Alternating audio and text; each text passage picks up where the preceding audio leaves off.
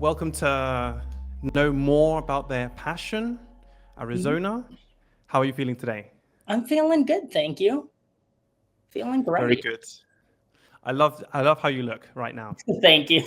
I wanted to go all out for it, so I was like, I do one of my normal looks, one of the things I usually do. Well, thank you very much. This is it's I'm living for it. Thank Um, you. Let me just get straight into it. The music, the album, and the video. I saw when I saw it, I felt like this is so impactful.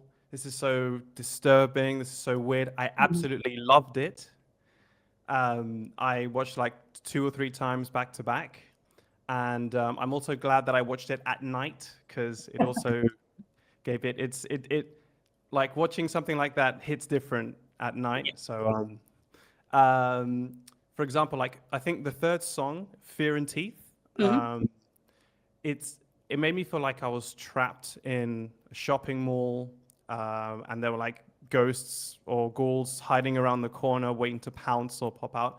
Do you look to get a rise or even scare your audience, or is that just pure expression on your part? I wouldn't say I go into it intentionally planning to scare the audience. Horror has always been a huge part of me. Ever since I was a little kid, I loved horror. And so I think that just kind of comes naturally with my art. It's just part of it. It's not like Mhm. it's planned to be scary, but it just kind of is. Yeah, it just happens to come out like that. Yes. Very nice. Well, um, let's go to a general, let's say, description or beginning. How would you describe what Arizona Coast is to a casual listener of music? I would say it's eclectic, disturbing, a little bit weird. And I think that's the main way I would describe it to a casual listener. Mhm. If you had to, like, give it a more, I don't mean like conventional, but what kind of mix of genres would you say it Yeah, I has? would say it kind of has, it's mostly electronic. That is the general thing that I do, but also has kind of a splash of pop, a little splash of rock, just enough to kind of deviate it from the general electronic genre. Yeah, sure. So there's also some dissonant singing on it, which Yes. I just love, and it's just sublime. Do you study singing, or is it just like an ear that you have for it, or did you have any specific influences on how you uh, had this dissonant singing on the album? Yeah, I've actually never studied singing. I remember growing up, I used to audition for chorus in like high school and stuff, and I never made it. So Oh. singing isn't really a part of my background. I've always wanted to do it though. I would say one of my biggest influences is an artist called U.S. Girls. She uses a lot of dissonant vocals too.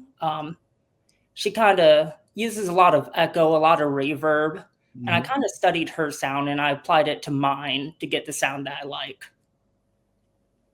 Yeah, that's it. For me, it kind of evoked um, like have you ever heard like Bulgarian folk singing? Yes. Yeah, Yes. oh, that's what it evoked for me, and yeah, I'm really happy to hear. I wish I could hear more of that kind of stuff in music in general.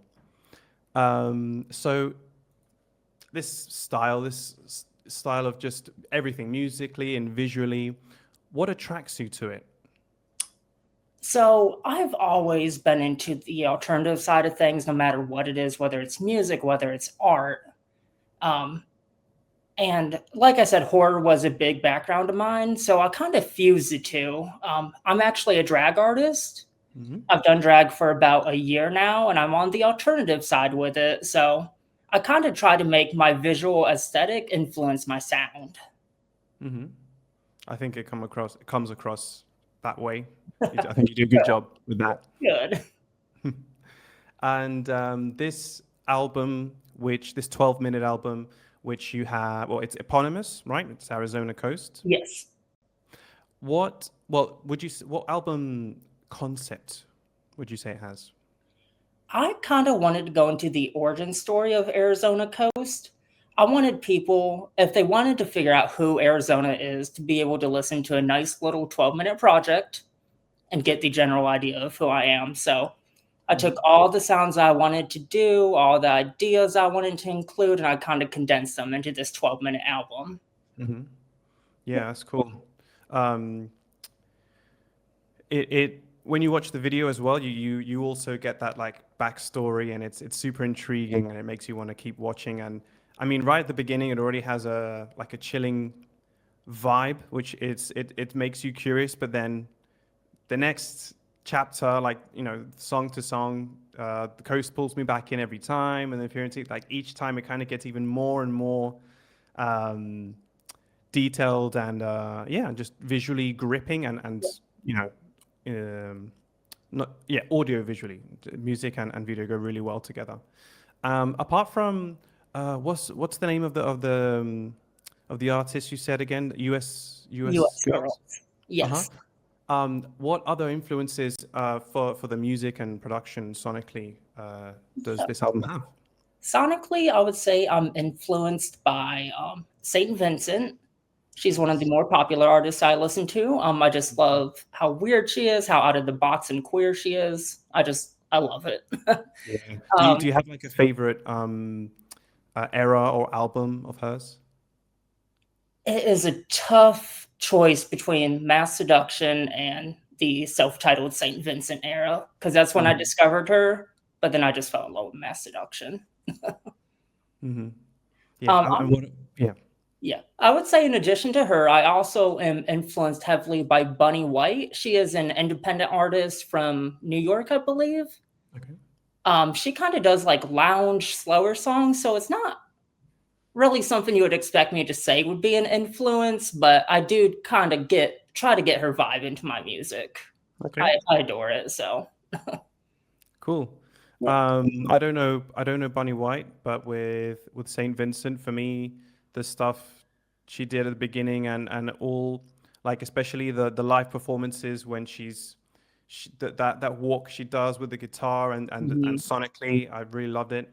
And then when she came out with Daddy's Home, mhm, it was amazing. Like I already heard from her about her from like the more prog rock circles, like friends that I know that listen to prog also listen to like other experimental stuff, and they introduced me to her, and then yeah, just I can definitely see a lot of her influence in what you're doing. thank you. What about where you live? So I'm assuming you actually live on the coast of Arizona. No, I actually don't. I live in Western North Carolina in the Oh, mountains. I've never okay. been to Arizona. The idea behind the name was so Arizona actually doesn't have a coast. I wanted to create like this fictional town where anything could happen. I can make anything a reality. So I created Arizona Coast Okay. and kind of adopted that as a name. Okay. My ignorance in American geography is showing.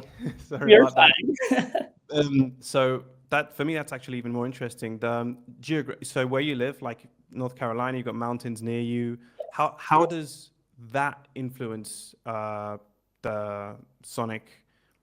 Like what you do in general with the music visually, with the drag, everything. How does where you live influence all of that? Yeah, so it actually has a big influence on it. I consider myself a drag cryptid, and that's because the mountains near here, the Appalachian, if I'm not mistaken, I believe they are the oldest mountains in America, the United States. Hmm. And so they have a lot of tales behind them, a lot of magic, a lot of cryptids in them. So I kind of Hmm. take that sound, I kind of take that mysteriousness, and I apply it to my art. Okay. Yeah, I mean, that's some great material for influence. Mhm. I think it's impossible not to be influenced by something like that. Do you have a great view from where you live, or do you have to take a hike to go and see all those sites of So the I mountains? live in the lower side of the mountains, but if I go up a little bit, like 30 minutes, an Yeah. hour max, there's some beautiful views. Hmm. Awesome. Do you go on hikes for inspiration or in general? I do go on hikes. I love it. There's a few good hiking trails near here. There's somewhere called Grandfather Mountain, which Okay. I visit a lot. They just have some beautiful trails, some beautiful views. I use it in my visual art, the photos that I take there. So I do. Nice. Yep. Okay, so this is not your first collaboration with 12-min albums, but it is, you still have to adhere to a 12-minute restriction. How how difficult would you say that is to deal with? So I kind of saw it as a challenge. I like to make projects. I have a tough time cutting down projects. I want to include every Mhm. song that I produce for it. So for this, I kind of had to challenge myself and choose which of the songs do I felt like embodied this project the most. Mhm. And that was a challenge. It was definitely difficult, but at the end, I think it made the project better because it's a very condensed, beautiful version of my art. It's got Mhm. everything that I love in it. So, yep. So what would a non-condensed version look like? Is it a lot longer? Is it harder Probably to finish? it would probably have about 10 more tracks, I would say. Uh-huh. If I had the option to include everything I wanted, it would probably be much longer. Hmm. Um, I think it's kind of a good thing to condense it, though. It really makes me pick out the best of the best, and it helps me submit my strongest work possible. I hear that. This is a topic that always comes up in discussions about music, any kind of art, really. When once you've got restrictions, it can seem uh, it might seem redundant to say, but it might seem like more restrictive or more difficult to work with. But actually, a lot of really good and creative things come out of restrictions like that, and it forces you to find maybe solutions to things that you wouldn't have figured out if you had all the time in the world or if you're allowed to make a 5 hour album, right? Yep. Would you make a 5 hour album if you had the chance? Honestly, I think I would go for it. It would be a fun project. It would take a while, but I think I'd do it. Hmm. Okay, so Arizona Coast, the eponymous album, also comes with the marvelous music video, as we mentioned before. How important are, well, I can kind of guess, but how important are visuals to you?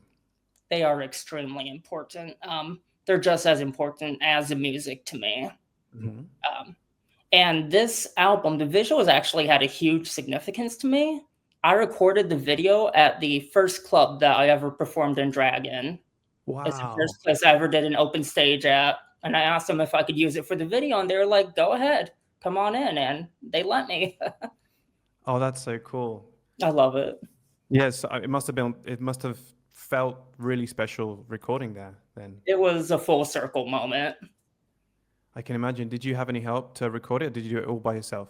I went all by myself. I just had the DJ play the music, and I put my phone on a tripod, and I Mhm. recorded that way. That's really cool.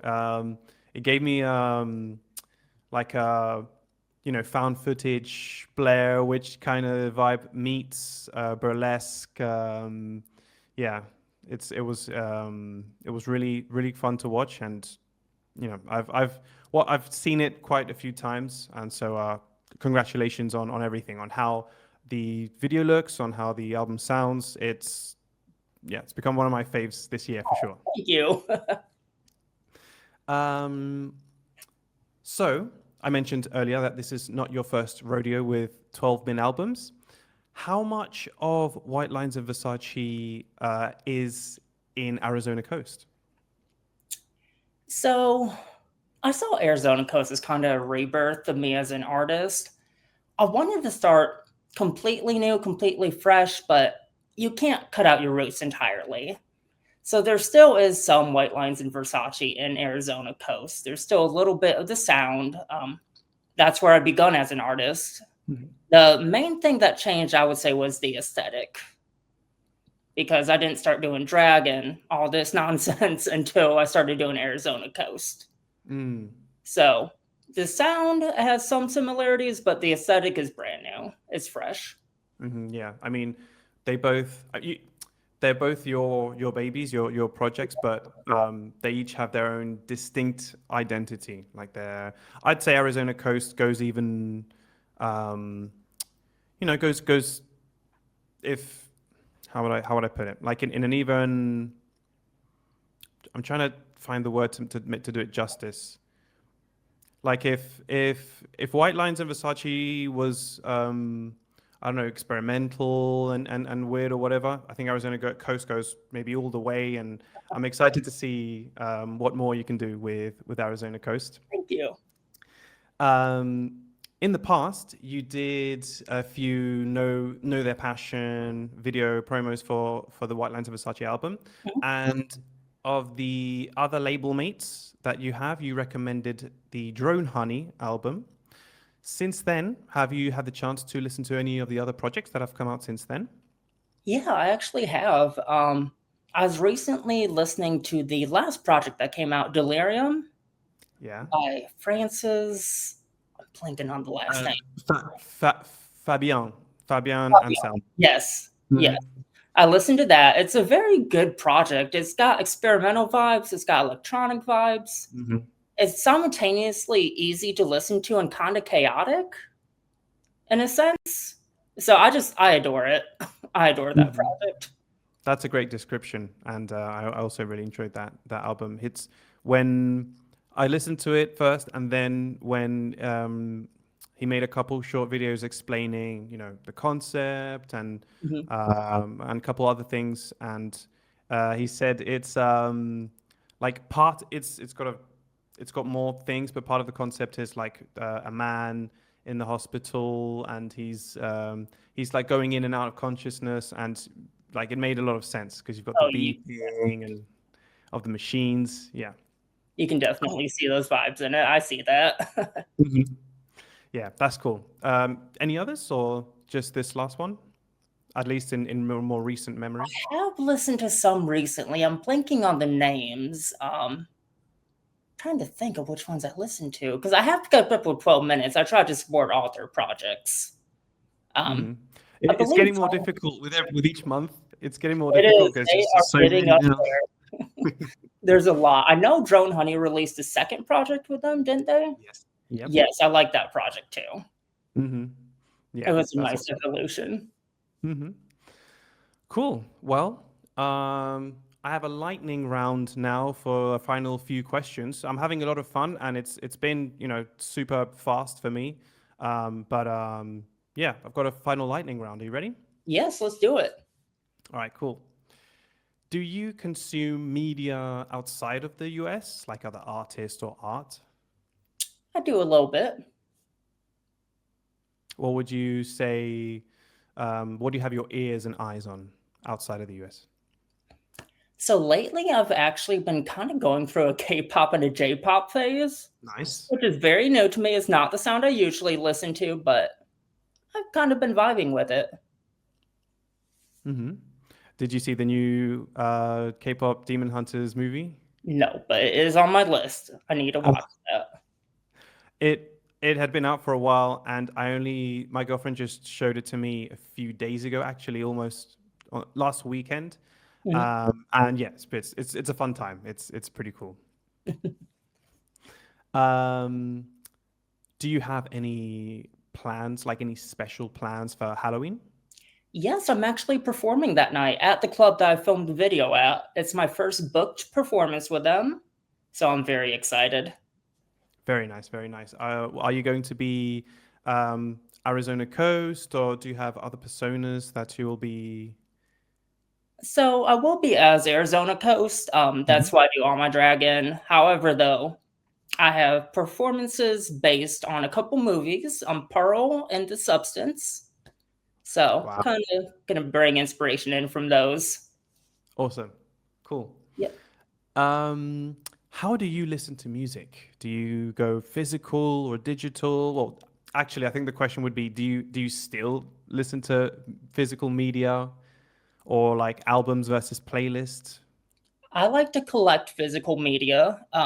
Most of what I listen to is on Spotify. I will listen to an album straight through. The most recent album I listened to was by Bunny White. Okay. and I just have that on repeat all the time, just a straight up Mhm. album. But I like to collect physical media. Okay. It's funny because this is the question where I always get a I never get the same answer. Everybody does their own thing, and it's really fun to compare. And after a few more interviews, I might actually make like a super cut of this specific question and a couple others as well. Where, like for example, the label mate shout out as well. Everybody, that's fun because almost I think the two main answers that have come up have been Kashka and Drone Honey's come up a lot as well, and a couple others. So it'll be fun to make that. Um, Follow up question on the physical media and stuff. Do you when you discover something that you fall in love with, do you just put that on repeat until you can't hear it anymore, or Pretty how does much, that go? I will listen to it constantly, days on end, until I'm sick of it and can't stand it anymore. And then I'll Hmm. give it like 2 weeks, and then I'll start listening again. Hmm. Yeah, I miss that because I feel like there's so much that I have so many lists of things that I want to listen to and Mhm, read and watch and um so because in the era of the internet and streaming where you can literally find any and everything, I'm listening to stuff I haven't listened to every almost every day or every week at least. And when I think of when I was young and physical media was the only way to go, and you just listen to what you have on repeat, you'd cycle that. mhm. Um, Nowadays, when I put something on from that time, you know all the music and all every word to everything, and I don't know that I can do that with the new stuff I listen to anymore. And it's the stuff that you internalize when you listen to things on repeat. Um, I mean, every like nook and cranny of the sounds and the production of everything that when you listen to something on repeat. So Mhm. yeah, I don't know. Do you hunt for new music, or does it just like pop out of the radio or friends or the sky? So I find a lot of my new music through like the Spotify related artists. Hmm. If someone catches my eye aesthetically, I'll give their music a listen. And if I like it, I'll add it to my list. I'll start listening and I'll gradually go through their album and whatever they have released. Hmm. So I guess it just kind of happens upon me then. If it has a good aesthetic and I run into it, I'll listen to it. Okay. Okay. So you're influenced by the algorithm, but then you do a deep dive that I don't think that many people do. Like a deep dive is something that I just love to do. And Yes.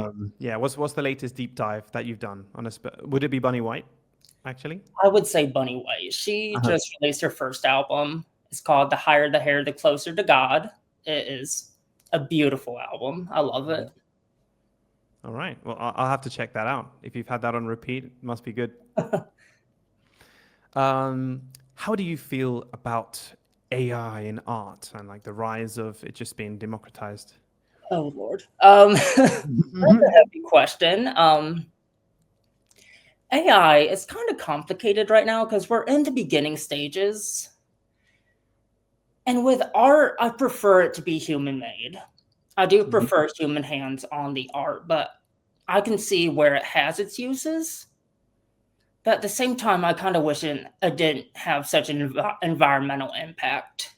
AI really destroys the environment. It does a lot. So I wish it Mhm. didn't have that because it would be a good resource. But overall, I think it's best to avoid using it at this moment. I think I pretty much agree word for word with what you said.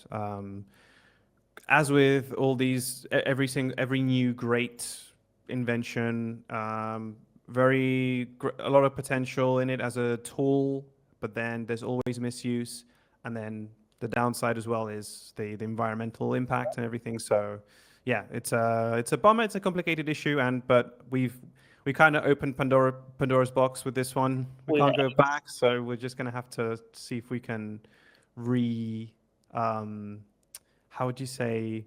There's an expression in Spanish where it's like, if you've gone off the road, try to get it back on track. There we go. We're gonna Okay. have to try and get it back on track, Yes. something like that. Um, do you have a favorite drag king or queen I do. artist in general? At the moment, it is, well, there's kind of like the local ones I love, and then there's the TV ones I admire. Sure. For the TV artists, I would say Orthotic. He was on Dragula. He is a drag thing. He does a lot of stuff out of unconventional materials. For the local artists, I really admire Vegas Van Dyke. She has Mhm. kind of taken me under her wing as an artist and has given me a lot of support, a lot of tips, and I just appreciate her for so much that she's done for the community. Mhm. Cool. Very nice. And I guess the final question would be the it's the question I love asking the most, and I would hate to be in your position right now. But what are the 4 albums that you would take with you on a desert island? Okay, To a desert that island. is such a hard question. The first will be one that I've talked about a bit this interview, The Higher the Hair, the Closer to God by Bunny White. Just because even when you're on a deserted island, you need music to cry to. Mhm. And that would be perfect for that. I would also bring St. Vincent by St. Vincent. It just has a lot of nostalgia for me, just brings me back. In a Poem Unlimited by U.S. Girls, that is the biggest influence on my sound and probably my favorite album of all time. I love Wow. it. And lastly, it's called American Queers by Supernova, which has been a pretty big influence on my sound too and my writing. Hmm. Excellent picks. Thank And just finally, I would ask you, is there anything that you would like to say? Any final message to fans or potential fans? I just want to say trans rights are human rights. That's all. Hell yeah. Excellent. Arizona, thank you so much for talking to me. I feel like talking to a celebrity because I heard you with White Lines and Versace a few years back, and now with this amazing banger of an album you dropped. Congratulations once again, and thank you for taking the time to talk with me. Thank you. I appreciate it.